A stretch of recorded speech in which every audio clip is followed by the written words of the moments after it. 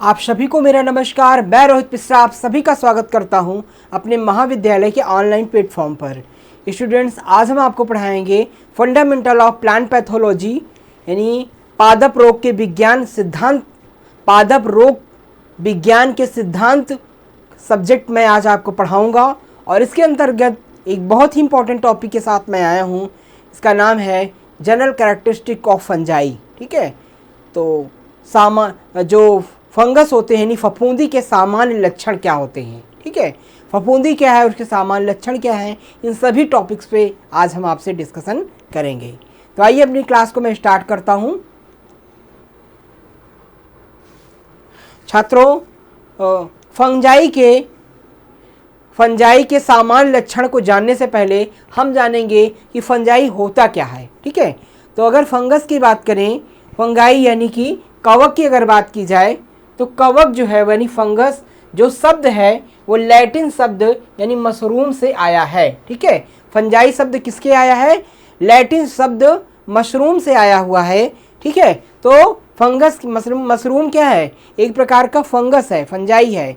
तो अगर हम फंगस की जनरली परिभाषा बताएं तो फंजाई यानी कवक जो है वो एक कोशिकी यूकैरियोटिक सूक्ष्म जीव होते हैं जो कि सड़े गले पदार्थों पर यानी मृत पदार्थों पर अपना पोषण करते हैं और इनमें प्रकाश संश्लेषण की प्रक्रिया नहीं होती है, मतलब ये भोजन अपना स्वयं नहीं बना पाते हैं। ये तमाम प्रकार के मृत जीवों पर, सड़े गले पदार्थों पर अपनी पोषण आवश्यकता के लिए निर्भर होते हैं। अर्थात ये जो है मृत एवं मृत जीवी यानी परपोषी होते हैं। ठीक है, ये अपना भोजन जो होता है वो स्वयं नहीं बनाते हैं। इनमें इनकी जो संरचना होती है वो धागे के आकार की होती है जिसे हम हाइफी कहते हैं। और ये जो हाइफी का एक समूह होता है, कई सारे जो हाइफी मिल करके माइसेलियम का निर्माण जो है वो करते हैं। ठीक है, और ये कवक की खोज जो है की थी हेनरिक एंटोन डी बेरी 1858 में की थी। ठीक है, तो कवक की खोज किसने की थी? हेनरिक एंटोन डी बेरी ने 1858 में की थी। अगर हम फंगस के एग्जाम्पल की बात करें, जैसे खमीर हो गया, ठीक है, मशरूम हो गया, ये सारे फंगस के ही जो है प्रजातियां होती हैं। ये फंगाई एक प्रकार की खमीर और मशरूम ये सारे क्या हैं? आपकी जो है ये फंजाई होती हैं। ठीक है, जनरल भाषा में आप देखते हो कोई भी सड़ा गला पदार्थ जो होता है, जैसे भोजन ही है, खाना है, ठीक है, तो भोजन अगर काफ़ी दिन तक रखा जाता है, सड़ गल जाता है, तो उसमें ऊपर जो है एक फफूंदी टाइप की एक सफ़ेद कलर का रंग का जो है पदार्थ जमा हुआ दिखाई देता है। ठीक है, उसे हम क्या कहते हैं? उसे फफूंदी या फंजाई जो है वो कहते हैं। ठीक है, तो ये जनरली सड़े गले पदार्थों पर अपना जो है भोजन बनाती हैं। और फंजाई कहाँ पर ज़्यादा पाई जाती है? जो सड़े गले नम पदार्थ होते हैं जिसमें मॉइस्चर अधिक होता है, उसमें ही फंजाई जो है वो ज़्यादातर देखने को मिलते हैं। ठीक है, वहाँ पर ये जीवित रहते हैं। जो सूखा पदार्थ होता है, ड्राई मैटर, उस पर ये नहीं उगते हैं। जहाँ पर मॉइस्चर पदार्थ होता है, सड़ा, जहाँ पर नमी अधिक होती है, वहाँ पर ये उगते हैं। ठीक है, और बात करें कि कवक जो होते हैं वो हेट्रोट्रॉफिक की एक शाखा है। ठीक है, कवक क्या है? हेट्रोट्रॉफिक की एक शाखा है। अधिकांश बहुकोशिकीय यूकैरियोटिक जीव अपना भोजन नहीं बनाया जा सकता। ठीक है, तो ये जो फंजाई होते हैं, कवक होते हैं, ये यूकैरियोटिक होते हैं। ये अपना भोजन स्वयं नहीं बना पाते हैं, अपनी पोषण आवश्यकता के लिए मरे सड़े गले पदार्थों पर पूरी तरह से निर्भर होते हैं। ठीक है, ये फिलामेंटस एक कोशिकीय हो सकते हैं। ठीक है, ये कैसे होते हैं? फिलामेंटस एक कोशिकीय हो सकते हैं। ये बीजाणुओं के माध्यम से जन्म लेते हैं। ठीक है, ये जन्म कैसे लेते हैं? बीजाणुओं के माध्यम से जो है स्पोर्स के माध्यम से जन्म लेते हैं। और इनके स्पोर्स क्या होते हैं? मल्टीप्लाई होते हैं। ठीक है, 1 से 2, 2 से 4, 4 से 8, ऐसे से जो है वो ये मल्टीप्लाई होते रहते हैं। ठीक है। फंगस में जो है वो क्लोरोफिल की कमी होती है, इसलिए यह प्रकाश लक्ष्य नहीं पाता है। मतलब कि इसमें क्या होता है कि क्लोरोफिल नहीं पाता है, क्लोरोफिल की कमी होती है, जिससे कि ये प्रकाश संश्लेषण करने में जो है असक्षम होता है। ठीक है, तो ये रही आपके फंगस के इंपॉर्टेंट वारिफ है। और माइकोलॉजी जीव विज्ञान की वह शाखा है जो कवक के अध्ययन से संबंधित है। ठीक है, तो कवकों का अध्ययन हम किसमें करते हैं? माइकोलॉजी के अंतर्गत करते हैं। आपसे पूछा जाए कि कवक का अध्ययन किसमें किया जाता है, तो माइकोलॉजी जो है प्लांट पैथोलॉजी की वह शाखा है जिसमें हम जो है कवकों का अध्ययन जो है वो फंजाई का अध्ययन स्टडी किया जाता है। इसमें उनके वर्गीकरण, आनुवांशिकी, जैव रसायन, जैव रासायनिक गुण और मनुष्यों द्वारा उपयोग जो है वो शामिल है। तो इसमें क्या कहता है, उनके वर्गीकरण, आनुवांशिकी, जैव रासायनिक गुण और उनके मनुष्यों द्वारा उनका उपयोग जो है वो ये शामिल होता है। माइकोलॉजी की शाखाएं फाइटोपैथोलॉजी के क्षेत्र में आती हैं जो पौधों की बीमारियों का अध्ययन है। ठीक है, तो माइकोलॉजी की जो शाखाएं होती हैं वो किस में आती हैं? फाइटोपैथोलॉजी में आती हैं। ठीक है, यानी माइकोलॉजी, फाइटोपैथोलॉजी को ही हम प्लांट पैथोलॉजी कहते हैं, फाइटोपैथोलॉजी के अंदर माइकोलॉजी की आती हैं। ठीक है, तो फाइटोपैथोलॉजी की ब्रांच है माइकोलॉजी, इस क्षेत्र में आती हैं जो पौधों की बीमारियों का अध्ययन जो है वो किया जाता है। ठीक है, ये थे आपके इंपॉर्टेंट फैक्ट जो है वो, यानी कि कवकों का अध्ययन किसमें किया जाता है? माइकोलॉजी के अंतर्गत किया जाता है। फादर ऑफ माइकोलॉजी किसे कहते हैं? एंटोन डिबेरी को कहते हैं, जिन्होंने सर्वप्रथम जो है वो फंगस की खोज की थी और फंगस के बारे में महत्वपूर्ण अध्ययन जो है वो किया था। कब किया था? 1858 में किया था। ठीक है, तो इस प्रकार से ये था फंगस के बारे में इंपॉर्टेंट फैक्ट। अब हम बात करेंगे फंजाई का साइंटिफिक क्लासिफिकेशन की। ठीक है, फंगस का साइंटिफिक क्लासिफिकेशन की बात करें तो इसका जो डोमेन होता है छात्रों, वो क्या होता है? यूकैरियोटा होता है। डोमेन क्या होता है? यूकैरियोटा होता है। और इसका क्लैडिस क्या होता है? ओबेजोई होता है। ठीक है, अनमेक्ट होता है, ऑप्स्थोकोटा होता है, क्लैडर क्या होता है? होम्योकोटा होता है, और किंगडम इसका जो होता है वो फंजाई होता है। ठीक है, तो इसका जो डोमेन होता है वो यूकैरियोटा होता है और किंगडम क्या होता है? फंजाई होता है। इतना हमें विशेष रूप से इसमें याद रखना है।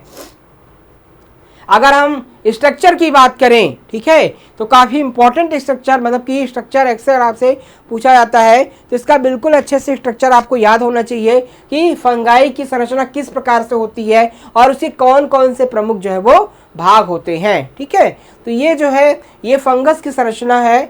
इस प्रकार से ये सबसे ज़्यादा जो है वो फंगस की जो संरचना होती है वो धागे के आकार की होती है।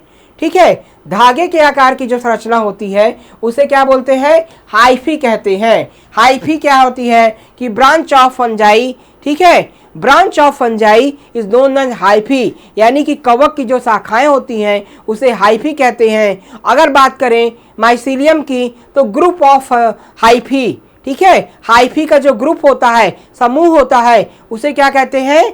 उसे कहते हैं माइसीलियम कहते हैं। ठीक है, तो इस प्रकार से जो शाखाएं होती हैं उसे हाइफी कहा जाता है। ये उसके वैक्यूल्स, हाइफी के अंदर जो है शाखाओं के अंतर्गत कई सारे भाग हैं। ये जो गोला कलर का देख रहे हैं ये वैक्यूल्स है, ये सेप्टम है। ठीक है, ये सेल वॉल है इसकी, ये सेपेट हाइफी है, ये इसका न्यूक्लियस होता है। ठीक है, ये कोनियोटिक हाइफी होता है। तो इस प्रकार से ये हाइफी की संरचना होती है।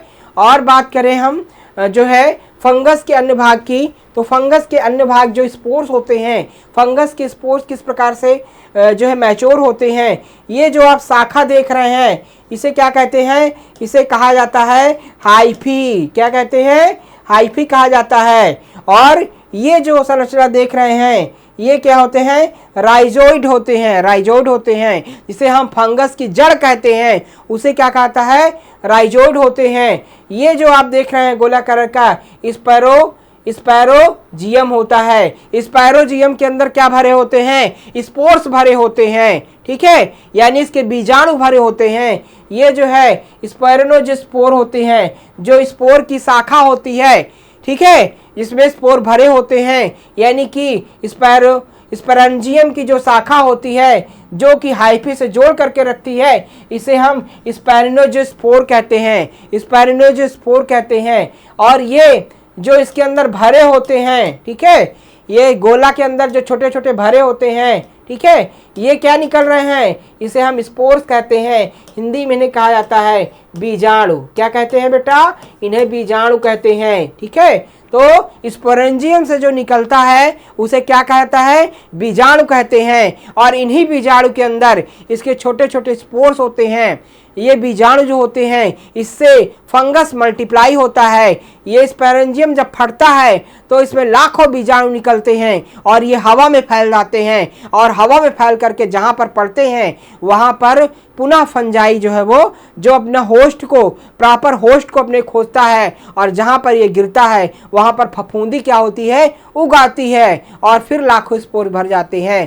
तो इस प्रकार से इनके स्पोर्स के द्वारा, स्पोर्स जो है इनके जो बीजाणु होते हैं उससे भी नए नए जो है वो इसके हाइफी जो है वो निकलते हैं और ये ग्रो करते हैं, इनकी वृद्धि एवं विकास होने लगती है। तो इस प्रकार से फंगस की स्ट्रक्चर होती है, यानी कि कवकों की संरचना इस प्रकार से जो है होती है। आप लोग इसका स्क्रीनशॉट ले लीजिएगा।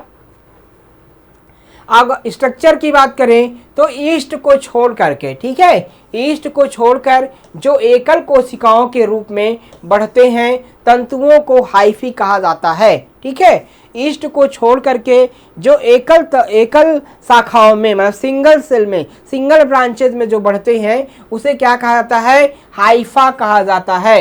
हाइफी का एक समूह कवक के शरीर का निर्माण करता है जिसे माइसेलियम कहा जाता है, ठीक है। तो ये आप लोग बिल्कुल अच्छा इंपॉर्टेंट टॉपिक है कि ईस्ट को छोड़ करके जो एकल कोशिकाएं होती हैं, सिंगल ब्रांचेस होती हैं, उसे हाइफी कहते हैं। जैसा कि अभी दिखाया हमने आपको कि ये हाइफी है। क्या है बेटा, ये हाइफी है, ठीक है, दिमाग में बना लीजिए, ये फंगस का हाइफी है। और हाइफी का एक समूह कवक के शरीर का निर्माण करता है जिसे क्या कहते हैं, माइसीलियम कहते हैं। यानी कि group of hyphae is known as mycelium, ठीक है। यानी कि आपका जो हाइफी होता है उसका समूह को क्या कहते हैं, माइसेलियम कहा जाता है। अधिकांश कवक के हाइफी को सेप्टम नामक आंतरिक दीवारों द्वारा कोशिकाओं में विभाजित किया जाता है, ठीक है। अधिकांश जो कवक के हाइफी को जो है वो सेप्टम, ठीक है, सेप्टम नामक आंतरिक दीवारों द्वारा क्या करते हैं, कोशिकाओं में विभाजित किया जाता है। ये पॉइंट अच्छे से याद रखिएगा। सेप्टा जो है, सेप्टा में आमतौर पर छोटे छिद्र होते हैं जो राइबोसोम, माइटोकॉन्ड्रिया और कभी कभी नाभिक को कोशिकाओं के बीच प्रवाहित करने की अनुमति देने के लिए काफ़ी बड़े होते हैं, ठीक है। तो सेप्टा में आमतौर पर छोटे छिद्र होते हैं जो राइबोसोम, माइटोकॉन्ड्रिया और कभी कभी नाभिक को कोशिकाओं के बीच प्रवाहित करने की अनुमति देने के लिए काफ़ी बड़े होते हैं। कोशिकाओं में विभाजित हाइफी को सेप्टम हाइफी कहा जाता है, ठीक है। कोशिकाओं में विभाजित जो हाइफी होती है उसे क्या कहते हैं, सेप्टम हाइफी जो है वो कहा जाता है। तो ये पॉइंट अच्छे से याद रखेंगे आप। अब हम बात करेंगे जनरल कैरेक्टरिस्टिक की बात करेंगे, कवक के सामान्य लक्षण की बात करेंगे। तो कवकों के कई प्रकार के सामान्य लक्षण होते हैं, ठीक है। आइए जानते हैं कौन कौन से सामान्य लक्षण होते हैं। तो कवक यानी फंजाई पर्णरहित यानी कि नॉन क्लोरोफिलस होते हैं, ये परपोषी होते हैं और इनका शरीर भी सुकाय या थैलस होता है। कहने का मतलब इनका जो शरीर होता है सुकाय होता है, थैलस होता है, और ये क्या करते हैं, इसमें क्लोरोफिल जो है वो नहीं पाया जाता है, अर्थात ये अपना भोजन क्या करते हैं, स्वयं बनाते हैं, ठीक है। तो ये अपना भोजन का निर्माण स्वयं करते हैं। ये मुख्यतः नम स्थानों पर पाए जाते हैं जैसे लकड़ी के सड़े गले टुकड़े, चमड़े, भोज्य पदार्थ आदि, ठीक है। ये मुख्यतः नम स्थानों पर पाए जाते हैं, जहाँ पर मॉइस्चर अधिक होता है वहाँ पर ये पाए जाते हैं, ठीक है। जैसे लकड़ी के सड़े गले टुकड़े, चमड़े, भोज्य पदार्थ आदि, वहाँ पर ये जो है मुख्यतः पाए जाते हैं, ठीक है। यानी कि जो फंजाई होती है वो सड़े गले पदार्थों पर, ठीक है। जैसे पेड़ पौधों की पत्तियां हो गई, सड़ गल गई, तो उसमें पाए जाते हैं। चमड़े हो गए, भोज्य पदार्थ हो गए, लकड़ी हो गई, ठीक है। तो सड़े गले जो नम युक्त पदार्थ होते हैं उसमें फंगस जो है वो ग्रो करते हैं, उसमें पाए जाते हैं। ये इनके कैरेक्टर्स होते हैं और ये अपना भोजन स्वयं बनाते हैं क्योंकि इसमें क्लोरोफिल नहीं पाया जाता है, ठीक है। ये अर्थात ये परपोषी होते हैं, दूसरों पर अपनी भोजन आवश्यकता के लिए निर्भर रहते हैं। यानी कि ये अपना भोजन स्वयं नहीं बना पाते हैं, अपनी पोषण आवश्यकता के लिए दूसरे पर निर्भर होते हैं, सड़े गले पदार्थों पर निर्भर होते हैं, ठीक है। कवक की 1 लाख से भी अधिक स्पीसीज होती हैं, यानी फंगस की 1 लाख से अधिक प्रजातियां पाई जाती हैं जो अलग अलग प्रकार की होती हैं, ठीक है। इसमें कुछ एक कोशिकी हैं जैसे ईस्ट, कुछ जटिल है जैसे कि मशरूम। तो कुछ इसमें एक कोशिकी होती हैं, ठीक है, सिंगल सेलुलर होती हैं, और कुछ मल्टी सेलुलर होती हैं जैसे कि आपका मशरूम, ठीक है। कुछ विषमपोषी जीवाणुओं की तरह कवक भी प्रमुख अपघटक हैं, ठीक है। तो कुछ जो है वो विषमपोषी जीवाणुओं की तरह जो होते हैं कवक भी क्या होते हैं, अपघटक होते हैं, डिग्रेडेट करते हैं। ये क्या करते हैं, जो सड़े गले जो पदार्थ होते हैं, ठीक है, जो नमयुक्त पदार्थ होते हैं, मृत पदार्थ होते हैं, उनको डिग्रेडेट कर देते हैं, उसको अपघटक कर देते हैं, यानी सड़ा गला देते हैं। तो कुछ पदार्थों की तरह जो है वो कहीं की फंगस भी जो है वो अपघटक का कार्य जो है वो डिकम्पोज्ड का कार्य जो है वो करते हैं, ठीक है। फंजाई जो होते हैं वो जैव मंडल में अकार्बनिक संसाधनों के पुनः चक्रण में अनेक कार्य नितांत आवश्यक है, ठीक है। तो जो कार्बनिक पदार्थ होते हैं, ठीक है, ऑर्गेनिक मैटर होते हैं, उन्हीं के पुनः चक्रण में भी इनकी भूमिका होती है, ठीक है। और कुछ परजीवी कवक पौधों तथा जंतुओं में रोग भी उत्पन्न करते हैं। ये आपको पता है कि कई सारे जो है वो परजीवी कारक यानी कि जो कवक होते हैं, पैरासाइट्स होते हैं, दूसरों पर निर्भर होते हैं। तो कुछ जो पैरासाइट्स से फंजाई हैं वो कि पौधों में, फसलों में कई प्रकार की बीमारियां उत्पन्न करते हैं। जैसे फसलों में कई प्रकार की जो बीमारियां होती हैं वो कवकों के द्वारा होती हैं, ठीक है। जैसे कि आप पढ़ सकते हैं कि गेहूं में जो होता है, गेहूं में सबसे ज़्यादा जैसे रस्ट डिजीज होता है, ठीक है। गेहूं का black rust, red rust, yellow rust, ये सारे डिजीज जो होते हैं वो कि फंगस के द्वारा होते हैं, ठीक है। और भी कई प्रकार की डाउनी मिल्डी, पाउडरी मिल्डी, ये सारे जो डिजीज हैं पौधों में वो भी आपके फंगस के द्वारा ही होती है, ठीक है। तो इस प्रकार से फंगस जो होते हैं पौधों में भी कई प्रकार की बीमारियां जो है वो कॉज करते हैं। और फंगस जो है वो इनका जो मल्टीप्लिकेशन होता है वो स्पोर्स यानी बीजाणुओं के द्वारा होता है। बीजाणु जो है वो हवा में फैलते हैं, हवा में बह करके जो है वो एक स्थान दूसरे स्थान पर चले जाते हैं, ठीक है। और जो है अस्वस्थ पौधों से स्वस्थ पौधों में भी इनका कंटामिनेशन होता है, ठीक है। जैसे आप गेहूं में आप जो है रस्ट डिजीज की बात करें तो गेहूं का जो रस्ट डिजीज होता है, रस्ट एक प्रकार का पाउडर होता है जो कि जब वो फूटता है, उसके जब स्पोर्स फूटते हैं तो वो जो है आसपास के पौधों में भी उसे कण चले जाते हैं, जिससे कि वहाँ भी जो स्वस्थ पौधे होते हैं उनको भी ये प्रभावित कर देते हैं। तो कहीं ना कहीं इनका कंटेमिनेशन होता है, अस्वस्थ पौधे से स्वस्थ पौधों में भी होता है, ठीक है। तो ये सारे इनके कैरेक्टर्स होते हैं। ये नम युक्त स्थानों पर ज़्यादातर देखे जाते हैं कि जहाँ पर मॉइस्चर अधिक होती है वहीं पर ये ग्रो करती हैं।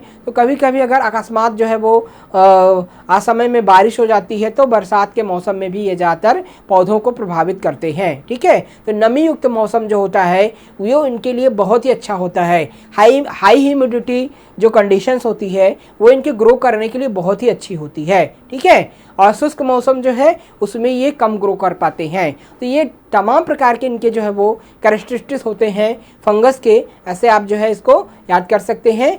तो आज की क्लास में स्टूडेंट बस इतना ही। आई होप आप बिल्कुल अच्छे से फंगस के बारे में और फंगस की कैरेक्टरिस्टिक्स के बारे में समझ गए होंगे। तो आज की क्लास में बस इतना ही। नेक्स्ट क्लास में हम नए टॉपिक के साथ आपसे फिर मिलेंगे। आप सभी का बहुत बहुत धन्यवाद। जय हिंद।